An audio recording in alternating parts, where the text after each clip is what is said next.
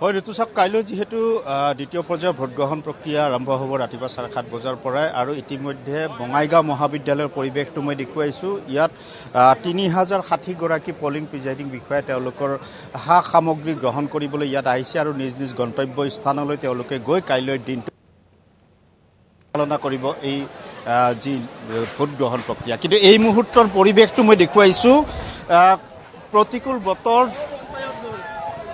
ধুমুহা বৰষুণ ইতিমধ্যে আৰম্ভ হৈছে। যথেষ্ট প্ৰতিকূল বতৰ হ'ব বুলি এক আশংকা কৰা গৈছিলে, কিন্তু ইতিমধ্যে কিনকিনীয়া বৰষুণো আৰম্ভ হৈছে আৰু তাৰ বাবে যথেষ্ট অসুবিধাৰ সন্মুখীন হ'ব এইসমূহ সা সামগ্ৰী তেওঁলোকে যি গ্ৰহণ কৰি আছে আৰু নিজ নিজ গন্তব্য স্থানত যাবৰ বাবে তেওঁলোকে সাজু হৈছে। মই ভিতৰলৈ যাবলৈ যত্ন কৰিম। বাহিৰত যথেষ্ট বৰষুণ, বতাহ যিহেতু চলিছে আৰু বৰষুণ, কিনকিনীয়া বৰষুণ ইতিমধ্যে আৰম্ভ হৈছে আৰু বৰষুণৰ বাবে বতৰ যিহেতু প্ৰতিকূল, তাৰ বাবে কিন্তু যথেষ্ট অসুবিধাৰ যে সন্মুখীন হ'ব সেই কথা কিন্তু অনুমান কৰিব পাৰি। মই ইয়াৰ ভিতৰৰ পৰিৱেশটো দেখুৱাইছোঁ। তেওঁলোকে যিহেতু সা সামগ্ৰীসমূহ গ্ৰহণ কৰিছে, পলিং প্ৰিজাইডিং বিষয়া 3060 গৰাকী আছে।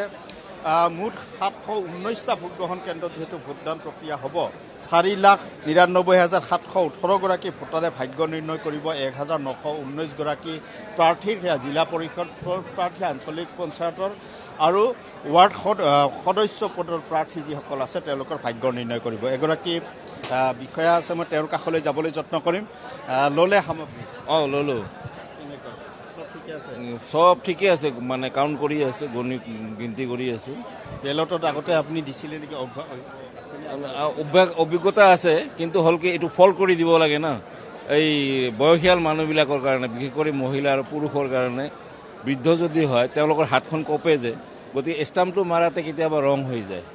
কিন্তু ইভিএমত সেইটো বস্তু নহয়। ইভিএমত ডাইৰেক্ট চুইচটো টিপালে ৰেজাল্টটো আহি পৰে। আপোনালোকে যাৰ কাৰণে অধিক সতৰ্ক হ'ব লাগিব আৰু 3টা আপোনাৰ এই বেলট পেপাৰ সোমাল না নোসোমাল সেইটোও চাব লাগিব।